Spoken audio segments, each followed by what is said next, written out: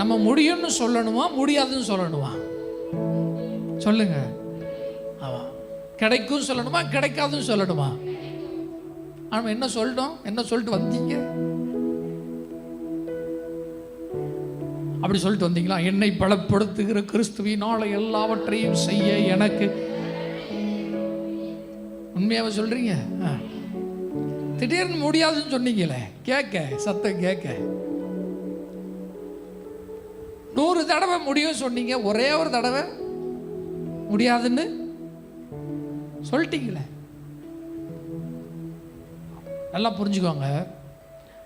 நம்ம முடியும், நடக்கும், கிடைக்கும் அப்படின்னு சொல்லும் பொழுதெல்லாம் கர்த்தர் சொல்றாரு, சைக்கிள் நேரம் போயிட்டு இருக்கு, அப்படியே போயிட்டு அப்படியே. திடீர்னு சொல்லுங்க முடியாது அப்படின்னு உடனே போச்சா அப்படின்னு சொல்ற தேவன் அல்ல.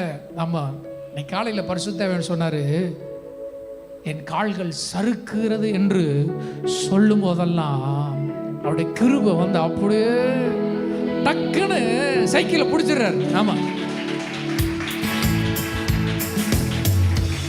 நான் முடியாது என்ற போது பக்கத்தில் வந்து டக்குன்னு சைக்கிள் பிடிச்சி சொல்றாரு, ஆமா இவ்வளோ நேரம் முடியும்னு.